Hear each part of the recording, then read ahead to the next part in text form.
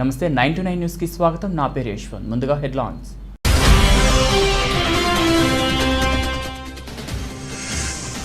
భారత్ కు తమ వంతుగా పూర్తి సహాయ సహకారాలు ఉంటాయి. ఫ్రాన్స్ అధ్యక్షుడు ఇమ్మాన్యుయల్ మాక్రాన్ ప్రకటన.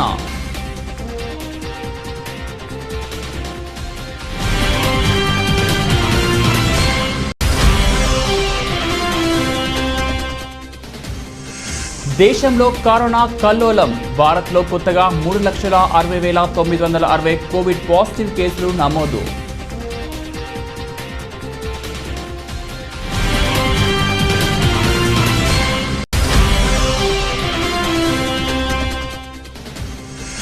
కోవిడ్ మార్గదర్శకాలను పాటిస్తూ ఇంటర్మీడియట్ పరీక్షలను కట్టుదిట్టంగా నిర్వహించేందుకు అన్ని ఏర్పాట్లు పూర్తి చేయాలి. Collector AMD Imtiaz.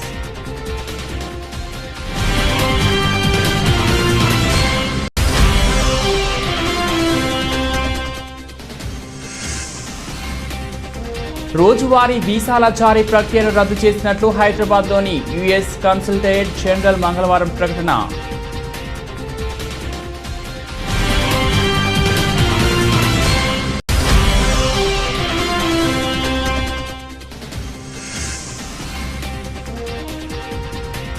భారీ లాభాల్లో స్టాక్ మార్కెట్. వరుసగా మూడో రోజు కూడా పటిష్టంగా కీలక సూచీలు.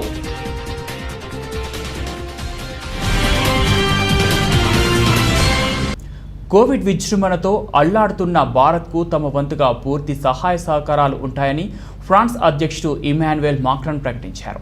ఈ మేరకు హిందీలో ఆయన భారత్ను ఉద్దేశిస్తూ మనం కలిసికట్టుగా విజయం సాధిద్దామంటూ ఫేస్బుక్లో పోస్ట్ చేశారు.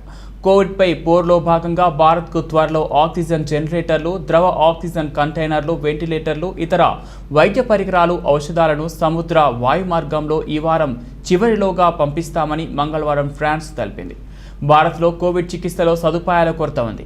ఈ వైద్య అత్యయక స్థితిని పూర్తిగా అధిగమించేందుకు మేం సహాయం చేస్తాం. కష్టకాలంలో ఇరు దేశాలు ఇలా గతంలోనూ ఒకరికొకరు ఎంతగానో సహాయపడ్డాయి అని ఫ్రాన్స్ యూరప్ విదేశీ వ్యవహారాల మంత్రిత్వ శాఖ పేర్కొంది. ఫ్రాన్స్ పంపే ఒక్కో ఆక్సిజన్ జనరేటర్ ఏకంగా 250 పడకలున్న ఆసుపత్రికి నిరంతరాయంగా 10 ఏళ్ల పాటు ఆక్సిజన్ అందించే సామర్థ్యం గలది. వీటితో పాటు 5 ద్రవ ఆక్సిజన్ కంటైనర్లను పంపనుంది. రోజుకు 10,000 మంది రోగులకు ఆక్సిజన్ను అందించే సామర్థ్యం వీటి సొంతం. 20 ఎలక్ట్రిక్ సిరంజి పంపులు, 28 వెంటిలేటర్లు భారత్కు చేరనున్నాయి. దేశంలో కరోనా కల్లోలాన్ని సృష్టిస్తోంది. ప్రతిరోజు కేసులతో పాటు మరణాలు పెరుగుతూనే ఉన్నాయి. తాజాగా భారత్లో కొత్తగా 3,60,960 కోవిడ్ పాజిటివ్ కేసులు నమోదయ్యాయి. అదేవిధంగా 3,293 మరణాలు సంభవించాయి. ప్రస్తుతం దేశంలో 29,78,709 కేసులు యాక్టివ్గా ఉన్నాయి. ఇప్పటి వరకు 14.78 మందికి పైగా వ్యాక్సినేషన్ వేయించుకున్నారు. ఒకవైపు కరోనా మహమ్మారి తీవ్రత భయపెడుతోంది. మరోవైపు ఈశాన్య రాష్ట్రం అస్సోంలో భారీ భూకంపం వణికించింది. నేషనల్ సెంటర్ ఫర్ సిస్మాలజీ అందించిన సమాచారం ప్రకారం రిక్టర్ స్కేల్పై 6.4 తీవ్రతతో బుధవారం ఉదయం భూకంపం సంభవించింది. దీంతో భయాందోళనలో ప్రజలు పరుగులు తీశారు. పలు భవనాలు దెబ్బతిన్నాయి. చాలా చోట్ల రహదారులు బీటలు బారాయి. అస్సోంలోని తేజ్పూర్కు పశ్చిమాన 49 కిలోమీటర్లు లోతు 17 కిలోమీటర్ల భూకంపం కేంద్రీకృతమై ఉన్నట్లు సమాచారం. అస్సోం, ఉత్తర బెంగాల్, ఈశాన్య ప్రాంతాల్లోని గౌహతిలో ప్రకంపనలు సంభవించాయి. దీంతో సోషల్ మీడియాలో భూకంపం ఫోటోలు, వీడియోలు వెల్లువెత్తాయి. కోవిడ్-19 సెకండ్ వేవ్ దేశాన్ని సంక్షోభంలోకి నెట్టివేసిన ఈ సమయంలో కేంద్రంలోని బీజేపీ ప్రభుత్వం నాయకత్వ పాలనా బాధ్యతల నుంచి పక్కకు తప్పుకుంది. ప్రజలను గాలికి వదిలేసిందని కాంగ్రెస్ ప్రధాన కార్యదర్శి ప్రియాంక గాంధీ వాద్రా ఆరోపించారు. ఈ క్లిష్ట సమయంలో తోటివారికి సహాయపడుతూ తోడుగా నిలవాలని ప్రజలకు విజ్ఞప్తి చేశారు. మంగళవారం ఆమె మనం అధిగమించగలం శీర్షికతో ఫేస్బుక్లో భావోద్వేగంతో పోస్ట్ చేశారు. దేశంలో అడ్డు అదుపు లేకుండా పెరిగిపోతున్న కరోనా కేసుల్ని జాతీయ సంక్షోభంగా సుప్రీంకోర్టు అభివర్ణించింది. ఇలాంటి వేళలో తాము మౌన ప్రేక్షక పాత్ర పోషించలేమని స్పష్టం చేసింది. Justice Chandrachud, justice Nageswara Rao, justice Ravindra భట్ల ధర్మాసనం యావత్ భారతదేశం జాతీయ సంక్షోభాన్ని ఎదుర్కొంటున్నప్పుడు తాము స్పందించకుండా ఉండలేమని మంగళవారం స్పష్టం చేసింది. ఈ సందర్భంగా కరోనా టీకా ధరలపైన సుప్రీం దృష్టి సారించింది. కరోనా వ్యాక్సిన్ ధరలో వ్యత్యాసం ఎందుకు ఉందని కేంద్రాన్ని ప్రశ్నించింది. సీరం ఇన్స్టిట్యూట్, భారత్ బయోటెక్ సంస్థలు కేంద్రానికి, రాష్ట్రాలకు, ప్రైవేట్ ఆసుపత్రికి వేర్వేరు ధరలకు వ్యాక్సిన్ సరఫరా చేస్తున్న విషయం తెలిసిందే. సీరం రాష్ట్రాలకు 400కు డోసు, ప్రైవేట్ ఆసుపత్రులకు 600కు డోసు చొప్పున అమ్ముతున్నారని ప్రకటించింది. Covid command and control centre chairman గా TTD EO KS Jawahar Reddy నియమితులయ్యారు. తాజాగా ఆయన స్థానంలో టీటీడీ అదనపు ఈవో ధర్మారెడ్డికి బాధ్యతలను అప్పగిస్తున్నట్లు ఏపీ ప్రభుత్వం ప్రకటించింది. ఈ మేరకు టీటీడీ రోజువారీ వ్యవహారాలను అదనపు ఈవో ధర్మారెడ్డికి అప్పగిస్తూ ప్రభుత్వం బుధవారం జీవో విడుదల చేసింది. కోవిడ్ మార్గదర్శకాలను పాటిస్తూ ఇంటర్మీడియట్ పరీక్షలను కట్టుదిట్టంగా నిర్వహించేందుకు అన్ని ఏర్పాట్లు పూర్తి చేయాలని కలెక్టర్ ఏఎండి ఇంతియాజ్ అన్నారు. మంగళవారం నగరంలోని కలెక్టర్ క్యాంపు కార్యాలయంలో ఇంటర్మీడియట్ పబ్లిక్ ఎగ్జామినేషన్స్ మే 2021 నిర్వహణపై కలెక్టర్ అధ్యక్షతన కోఆర్డినేషన్ సమావేశం జరిగింది. ఈ సందర్భంగా ఇంతియాజ్ మాట్లాడుతూ మే 5వ తేదీ నుంచి 23వ తేదీ వరకు ఉదయం 9 గంటల నుంచి మధ్యాహ్నం 12 గంటల వరకు ఇంటర్మీడియట్ పరీక్షలు నిర్వహించనున్నామని, ఇందుకు సంబంధించి జిల్లాలో మొత్తం 142 పరీక్ష కేంద్రాలను ఏర్పాటు చేశామన్నారు. వాటిలో విజయవాడ నగర పరిధిలోని 77 కేంద్రాలను ఏర్పాటు చేయగా జిల్లాలోని ఇతర ప్రాంతాల్లో 65 సెంటర్లను ఏర్పాటు చేశామని కలెక్టర్ తెలిపారు. రాష్ట్రంలో మరో 59,062 మందికి ప్రభుత్వం కొత్తగా పింఛన్లు మంజూరు చేసింది. వీరందరికీ మే 1వ తేదీ నుంచి పింఛన్లు డబ్బులు చెల్లించనున్నారు. 4,431 మంది దీర్ఘకాలిక అనారోగ్య బాధితులతో పాటు 54,631 మందికి వృద్ధాప్య, వితంతు, దివ్యాంగ తదితర పెన్షన్లు కొత్తగా మంజూరయ్యాయి. వైఎస్ జగన్మోహన్ రెడ్డి ముఖ్యమంత్రిగా బాధ్యతలు చేపట్టాక 23 నెలల్లో తాజాగా మంజూరు చేసిన వాటితో కలిపి 14.17 లక్షల మందికి కొత్తగా పెన్షన్లు మంజూరు చేసినట్టు గ్రామీణ పేదరిక నిర్మూలన సంస్థ CEO రాజాబాబు వెల్లడించారు. 2020 జనవరి నుండి ఈ ఏడాది జనవరి వరకు 13.58 లక్షల మందికి ప్రభుత్వం కొత్త పింఛన్లు మంజూరు చేయగా తాజాగా మంజూరైన వాటితో కలిపి 14.17 లక్షలకు పైగా చేరుకున్నట్లు వివరించారు. ప్రశ్నించడమే నచ్చని సీఎం కేసీఆర్కు ఒక మహిళ పోరాటం చేస్తే నచ్చుతుందా అని వైఎస్ షర్మిల ప్రశ్నించారు. కరోనాను ఆరోగ్యశ్రీ పరిధిలోకి తేవాలని కాంగ్రెస్ ఎమ్మెల్యే సీతక్క చేపట్టిన దీక్షను పోలీసులు భగ్నం చేయడంపై స్పందించారు. సీతక్క డిమాండ్కు ఎలాంటి పరిష్కారం చూపకుండానే ప్రభుత్వం, పోలీసులు కలిసి ఆమె దీక్షను భగ్నం చేశారని మంగళవారం షర్మిల ఆరోపించారు. దీన్ని తాము ఖండిస్తున్నామన్నారు. మహిళా వ్యతిరేకిగా పాలన కొనసాగిస్తున్న కేసీఆర్ రేపు ఆ మహిళా ఆధ్వర్యంలో చేపట్టే ఉద్యమాలే బుద్ధి చెబుతాయని షర్మిల పేర్కొన్నారు. ప్రజల ప్రాణాలపై పాలకులకు పట్టింపు లేకపోయినా ఒక మహిళగా సీతక్క ప్రజల తరపున నిలిచి వారి ఆరోగ్యం కోసం దీక్ష చేశారన్నారు. విశ్వనగరంపై కరోనా విశ్వరూపం ప్రదర్శిస్తోంది. తెలంగాణ వ్యాప్తంగా నమోదవుతున్న పాజిటివ్ కేసుల్లో 1/3 వంతు కేసులు కేవలం హైదరాబాద్, రంగారెడ్డి, మేడ్చల్ జిల్లాల పరిధిలోనే నమోదవుతుండడం ఆందోళన కలిగిస్తోంది.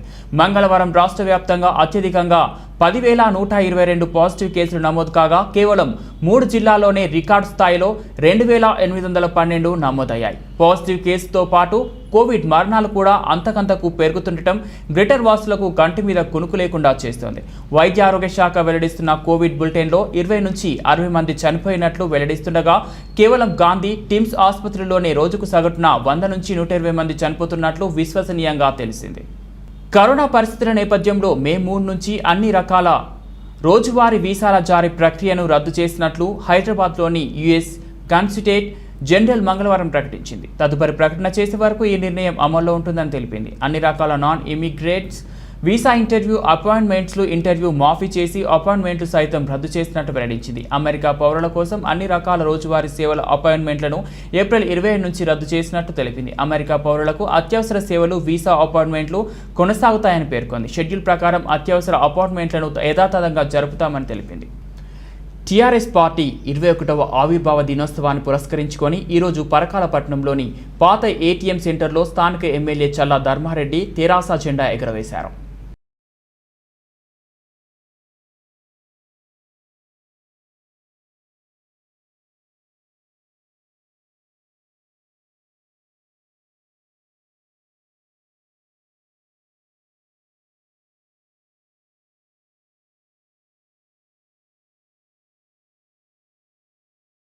వరంగల్ రూరల్ జిల్లా నర్సంపేట నియోజకవర్గ పరిధిలోని చెన్నారావుపేట మండల కేంద్రంలో తెలంగాణ రాష్ట్ర సమితి మండల అధ్యక్షుడు బాల్నే వెంకన్న ఆధ్వర్యంలో జెండాను ఎగురవేసి ఘనంగా నిర్వహించారు.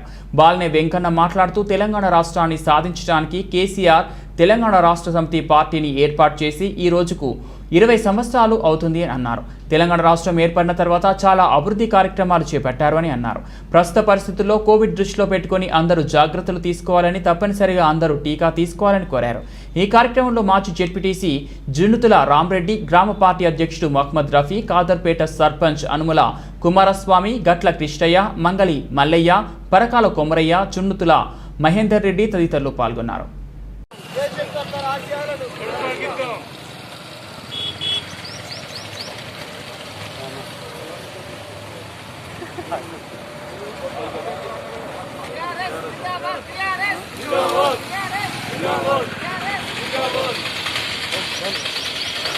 రంగారెడ్డి జిల్లా యాచారం మండల కేంద్రంలో రైతు వేదిక రైతుల ఐక్యతకు ప్రతీక అని ఎమ్మెల్యే మంచిరెడ్డి కిషన్ రెడ్డి తెలిపారు. ఇబ్రహీంపట్నం నియోజకవర్గం యాచారం మండల కేంద్రంలో 20 లక్షల రూపాయలతో నూతనంగా నిర్మించిన రైతు వేదికను స్థానిక ప్రజాప్రతినిధులు మరియు అధికారులతో కలిసి ఎమ్మెల్యే ప్రారంభించారు. ఈ కార్యక్రమంలో రైతు బంధు సమితి జిల్లా కోఆర్డినేటర్ వంగేటి లక్ష్మారెడ్డి, ఎంపీపీ కొప్పు సుకన్య, జెడ్పీటీసీ చిన్నోళ్ల జంగమ్మ, ఏడీఏ సత్యనారాయణ, రైతు బంధు మండల కోఆర్డినేటర్ కొంగల్ల జోగిరెడ్డి తదితరులు పాల్గొన్నారు.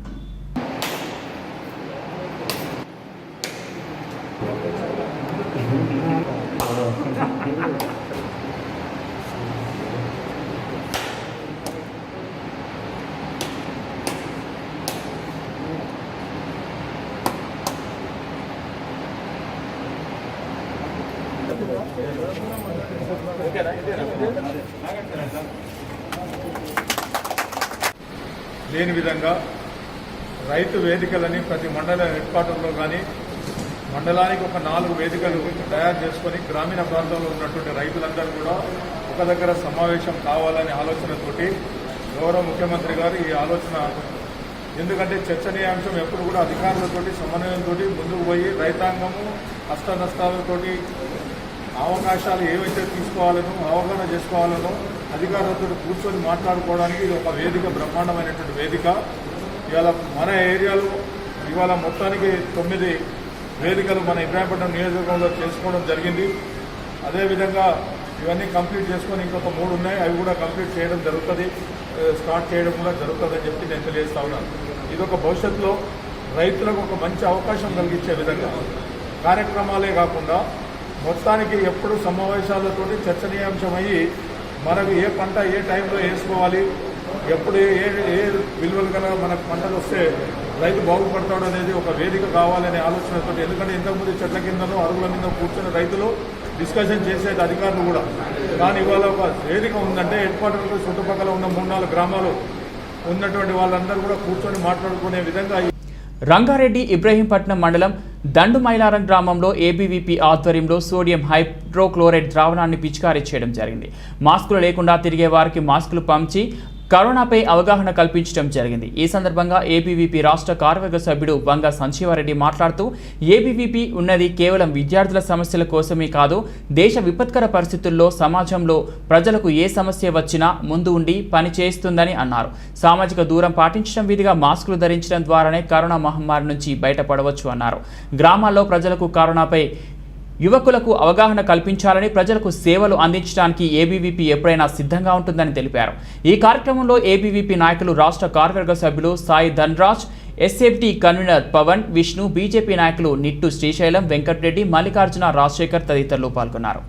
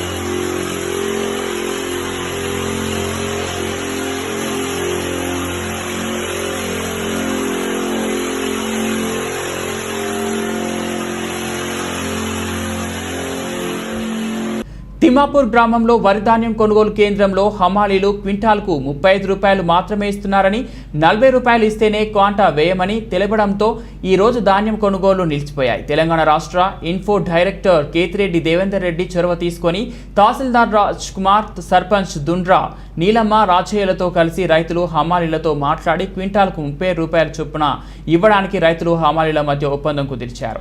సమస్యను పరిష్కరించారు. దీంతో రైతులు హమాలీలు సంతోషం వ్యక్తం చేశారు. అలాగే అలాగే వ్యాక్సిన్, ఉపాధి హామీ పనిపై రైతులు, కూలీలు, ప్రజలను మోటివేషన్ చేయడం జరిగింది. గుడి దెబ్బలో గతంలో ఇచ్చిన ప్రభుత్వ ఫ్లాట్ల సర్టిఫికేట్లు ప్రస్తుత తహసీల్దార్ సర్టిఫై చేసిన అనంతరం గృహ అనుమతులు ఇచ్చుటకు తహసీల్దార్ తెలిపారు. ఈ కార్యక్రమంలో పంచాయతీ కార్యదర్శి కె మహేందర్ రావు, ఆత్మ చైర్మన్ బుచ్చిరెడ్డి, విఓఏ శారద, రైతు సంఘ నాయకులు మాధవన వీరయ్య, ఎడ్ల జోగిరెడ్డి, దునపాటి శ్రీనివాసరెడ్డి, రైతులు, హమాలీలు పాల్గొన్నారు. భద్రాద్రి కొత్తగూడెం జిల్లా బూర్గంపాడు మండలంలో సారపాక ప్రాంతంలో ఏప్రిల్ 27న పుష్కరాల వనం దాటి 3 కిలోమీటర్లు అడవిలో ఉపాధి కార్మికులు పనిచేస్తున్నారు. తెలంగాణ వ్యవసాయ కార్మిక సంఘం జిల్లా ఉపాధ్యక్షులు బత్తుల వెంకటేశ్వర్లు ఆ ప్రాంతాన్ని సందర్శించారు. తాళ్ల గుమ్మూరు, కోయగూడెం, సారపాక ఈ 3 ప్రాంతాల నుండి సుమారు 300 మంది ఉపాధి కార్మికులు 6 కిలోమీటర్ల దూరంలో పనిచేస్తున్న కార్మికులకు 8 వారాలైనా వారికి పేమెంట్లు ఇవ్వకపోవడం వల్ల అనేక ఇబ్బందులకు గురవుతున్నారు అని అన్నారు. విపరీతంగా నిత్యావసర సరుకులు మార్కెట్లో రేట్లు పెంచుతున్న ప్రభుత్వం పెరుగుతున్న ధరలకు అనుకూలంగా ప్రతి కార్మికులకు 200 రోజులు పని కల్పించాలని, 600 రూపాయల రోజుకు ఇవ్వాలని, కరోనా మహమ్మారి పోయేంత వరకు కేంద్ర ప్రభుత్వం 7,500 ప్రతి కుటుంబానికి 25 కేజీలు బియ్యం ఇవ్వాలని, ప్రతి ఉపాధి కార్మికులకు కరోనా ఇంజెక్షన్ ఫ్రీగా వేయాలని, ఉపాధి పెండింగ్ బిల్లులు వెంటనే ఉపాధి కార్మికుడికి ఇవ్వాలని, ఈయన పక్షంలో పెద్ద ఎత్తున బూర్గంపాడు ఎంపీడీఓ ఆఫీస్ ముందు ఉపాధి కార్మికులతో ఆందోళన చేపడతామని హెచ్చరించారు. 8 వారాలు ఇంతమందికి ఇవ్వకపోవడం వల్ల ఉపాధి కార్మికులు ఏమి తింటారో, ఆటో ఛార్జీలు రోజుకి ఒక మనిషికి 40 రూపాయల ఛార్జీలు పెట్టుకొని పనిచేస్తున్న ఉపాధి కార్మికులకు వెంటనే పేమెంట్ చేయాలని డిమాండ్ చేస్తున్నాం. ఈ కార్యక్రమంలో గుంజి నరసమ్మ, చింతల రమణ, బాబురావు, దేవేంద్ర, రాంబాబు, రమేష్ తదితరులు పాల్గొన్నారు. అనుకూలంగా మరి 600 రూపాయలు రోజువారీ కూలి ఇవ్వాల్సిన పరిస్థితి ఉంది. అట్లనే కరోనా కూడా విపరీతంగా పెరుగుతుంది. ఈ కరోనాకి ఈ లాక్డౌన్ విధించే పరిస్థితి కూడా ఈ ప్రభుత్వం కనపడుతుంది. కాబట్టి దానికి సంబంధించి ప్రతి కుటుంబానికి ఉపాధి కార్మికులకి 7,500 రూపాయలు కేంద్ర ప్రభుత్వం ఇవ్వాల్సిన అవసరం ఉంది నెలకి. అట్లానే 10 కేజీల బియ్యం ఉచితంగా ప్రతి నెల ఇవ్వాల్సిన పరిస్థితి కూడా ఉంది ఈ ప్రభుత్వం. అంతేకాకుండా ఇవాళ ఈ కరోనా వైరస్ ఏదైతే ఉందో దీనికి సంబంధించి మొత్తం కూడా బూర్గంపాడు మండల కేంద్రంలోని ప్రభుత్వ క్లస్టర్ ఆసుపత్రిలో ప్రజలు కరోనా వ్యాక్సినేషన్ పరీక్షల కోసం పడిగాపులు పడుతున్నారు. ఉదయం నుంచి ఎండలో చిన్నపిల్లలు సైతం నిలబడ్డారు. కాగా వ్యాక్సినేషన్ పరీక్షలు చేపట్టకపోగా కనీసం సమాధానం చెప్పేవాళ్ళు కరువయ్యారని బాధితులు ఆరోపిస్తున్నారు. ఆసుపత్రి నిర్లక్ష్యంగా వ్యవహరిస్తున్నారని ఆరోపిస్తున్నారు. ఉన్నతాధికారులు స్పందించి తగిన చర్యలు తీసుకోవాలని కోరుతున్నారు. వరంగల్ రూరల్ జిల్లా నర్సంపేట డివిజన్ పరిధిలోని నర్సంపేట ఏరియా ఆసుపత్రిలో ముమ్మరంగా కోవిడ్-19 టెస్టులు మరియు వ్యాక్సినేషన్ జరుగుతుంది. సామ 6 టీవీతో హాస్పిటల్ సూపరింటెండెంట్ పి గోపాల్ మాట్లాడుతూ ఏరియా ఆసుపత్రిలో 30 బెడ్లు కోవిడ్ పేషెంట్ల కొరకు ఏర్పాటు చేశామని, ఇందులో 20 బెడ్లు ఆక్సిజన్ సదుపాయం ఉందని, మిగిలిన 10 బెడ్లు కూడా ఆక్సిజన్ సరఫరాకు పనులు జరుగుతున్నాయన్నారు. నర్సంపేట ఆసుపత్రిలో ప్రత్యేకంగా కోవిడ్ పేషెంట్ల కొరకు నాణ్యమైన వైద్యం అందించి డాక్టర్లు ఉన్నారు అని, ప్రస్తుతం ఆసుపత్రిలో 7 కోవిడ్ పేషెంట్లు చికిత్స పొందుతున్నారు అన్నారు. పెడతలేరు ఇప్పుడు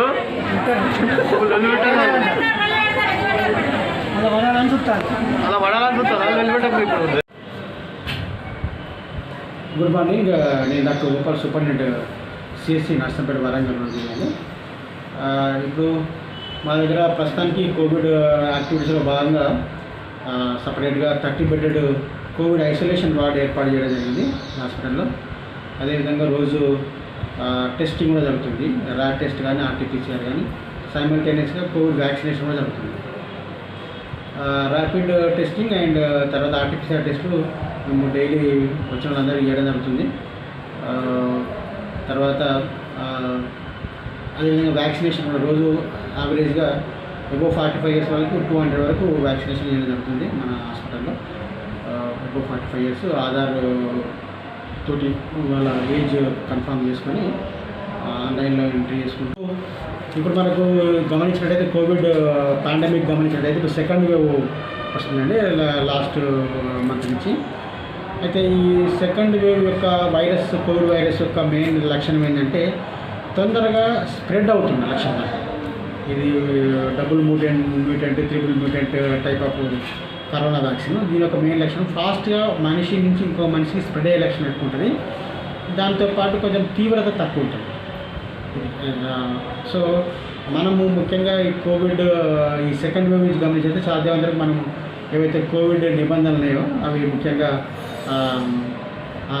ఫిజికల్గా దూరంగా ఉండడము, తర్వాత మాస్కులు పెట్టుకోవడము, తర్వాత ఫ్రీక్వెంట్గా hand washing, sanitizer hand washing కానీ లేకపోతే సోప్తో కానీ, ఈ 3 ఇంపార్టెంట్ అండి. మనము కోవిడ్ ఈ సెకండ్ వేవ్ని అరికట్టాలంటే నేను సెల్ఫ్ లాక్డౌన్ అయిపోవాలి. సెల్ఫ్ లాక్డౌన్ అంటే ఇంట్లోనే ఉండాలి, సాధ్యమైన ఆమె ఎమర్జెన్సీ అయితే తప్ప బయటికి రాకూడదు. ఈ తర్వాత గుంపులుగా ఫంక్షన్లో అనేది వెళ్ళకుండా ఉండాలి. మెయిన్ కంటిన్యూస్గా మాస్క్ పెట్టుకోవాలి. తర్వాత ఫ్రీక్వెంట్గా హ్యాండ్ వాషింగ్, తర్వాత వ్యక్తిగతమైన దూరం మెయింటైన్ చేయాలి. ఈ 3 ఇంపార్టెంట్.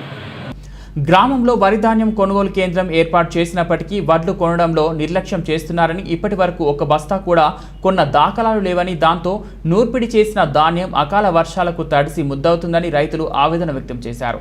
ఎడపల్లి మండలంలోని మంగల్పహాడ్ గ్రామంలో ఐకేపీ ఆధ్వర్యంలో వరి ధాన్యం కొనుగోలు కేంద్రం ఏర్పాటు చేసినప్పటికీ ధాన్యం కొనుగోలు చేయడం లేదని మండల కేంద్రంలోని తహసీల్దార్ కార్యాలయం ఎదుట రైతులు బైఠాయించి ఆందోళన నిర్వహించారు. ఈ సందర్భంగా రైతులు మాట్లాడుతూ గ్రామంలో వరి ధాన్యం కొనుగోలు కేంద్రం ఏర్పాటు చేసినప్పటికీ వడ్లు కొనడంలో నిర్లక్ష్యం చేస్తున్నారని, ఇప్పటి వరకు ఒక బస్తా కూడా కొన్న దాఖలాలు లేవని, దాంతో నూర్పిడి చేసిన ధాన్యం అకాల వర్షాలకు తడిసి ముద్దవుతుందని రైతులు ఆవేదన వ్యక్తం చేశారు. కరోనా విస్తరిస్తున్న కారణంగా తడిసిన ధాన్యం ఆరబెడదామంటే పని చేయడానికి కూడా ఎవరూ రావడం లేదని అన్నారు.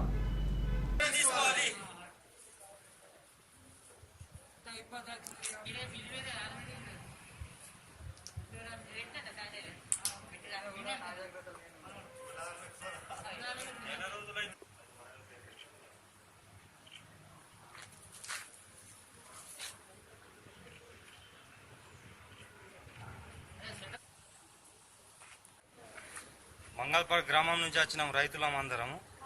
ఐకేపీ వాళ్ళు నిర్లక్ష్యం చేస్తారు.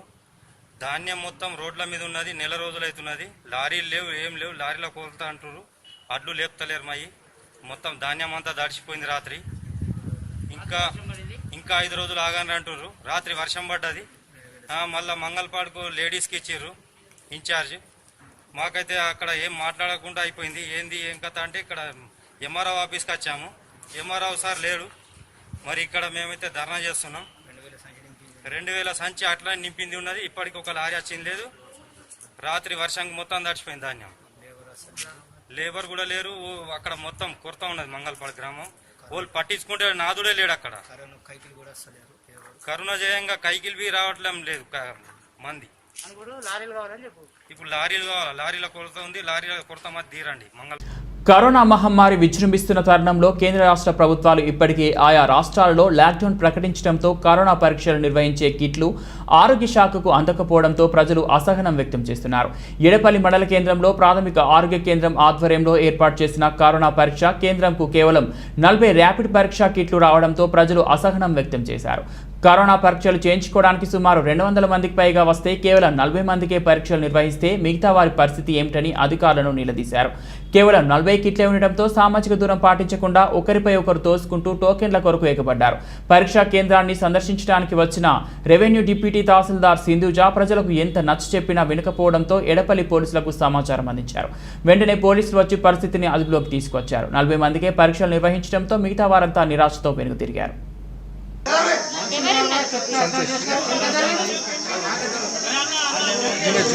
పడిపోయింది. ఆధార్ కార్డు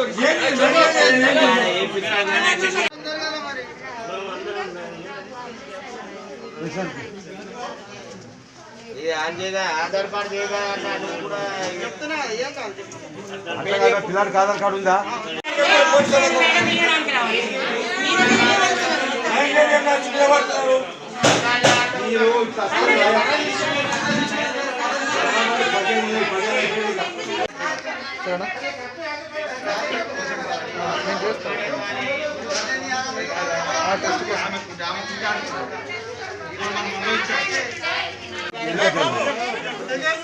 మీతో ఇప్పటికే మా డాక్టర్లు అందరికి వచ్చింది, మాకు వస్తున్నాయి. ముందు అది పిల్లలు చేస్తాను.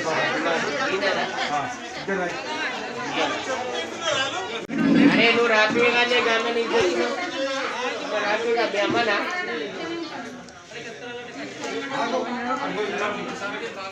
ఇలా తీసుకోగట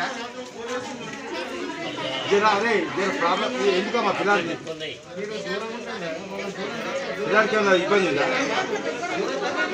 పిల్లలు కాదు వచ్చారా పిల్లలకి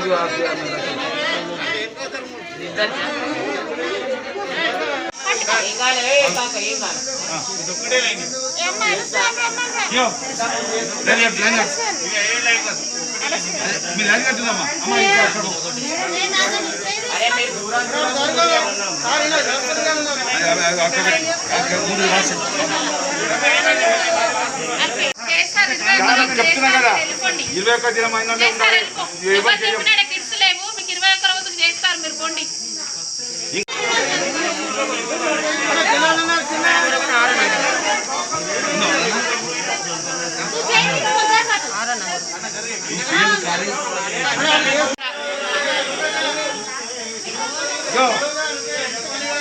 ఎవరైనా సెకండ్ టైం వస్తే సెకండ్ టైం కాస్త 21 దినం అయినా లేదా ఉండండి వెళ్ళిపోండి. ఇంక నువ్వు చేయబట్టి 4 గంటలు ఇస్తున్నావు, 14 రోజులుగా చర్చిస్తున్నావు 10 మందికి.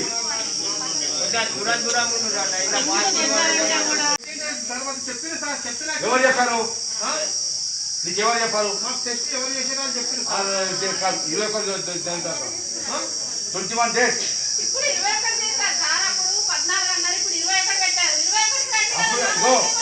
స్టాక్ మార్కెట్ భారీ లాభాల్లో కొనసాగుతుంది. వరుసగా 3వ రోజు కూడా పటిష్టంగా కీలక సూచీలు కదులుతున్నాయి.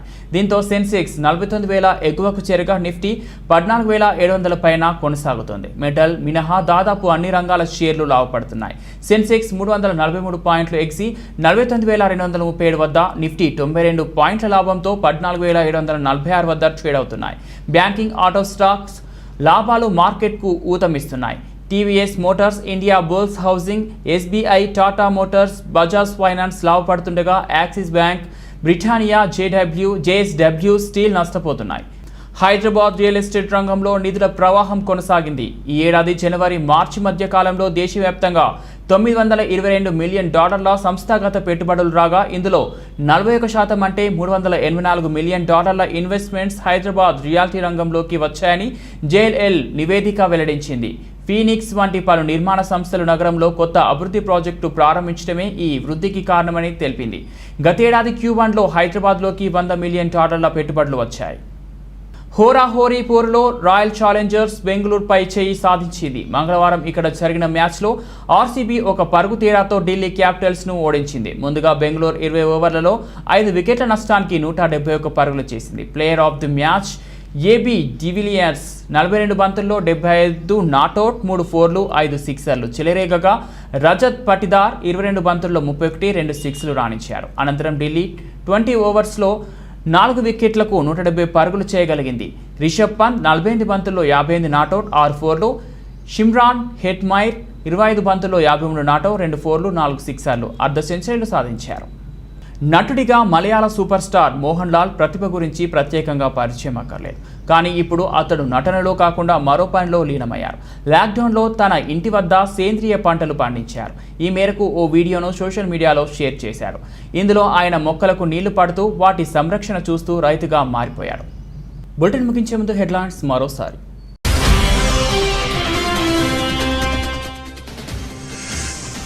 భారత్కు తమ వంతుగా పూర్తి సహాయ సహకారాలు ఉంటాయి. ఫ్రాన్స్ అధ్యక్షుడు ఇమ్మాన్యుయల్ మాక్రాన్ ప్రకటన.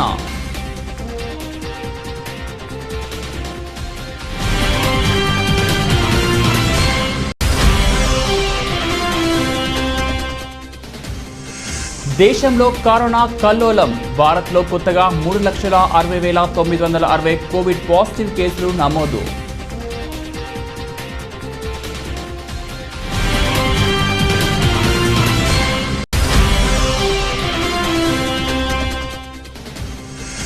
కోవిడ్ మార్గదర్శకాలను పాటిస్తూ ఇంటర్మీడియట్ పరీక్షలను కట్టుదిట్టంగా నిర్వహించేందుకు అన్ని ఏర్పాట్లు పూర్తి చేయాలి. Collector AMD Imtiaz.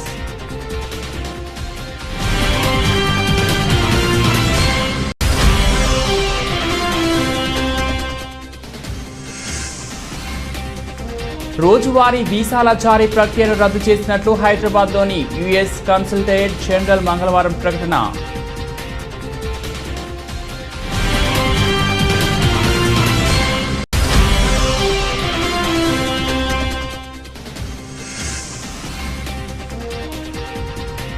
భారీ లాభాల్లో స్టాక్ మార్కెట్. వరుసగా 3వ రోజు కూడా పటిష్టంగా కీలక సూచీలు.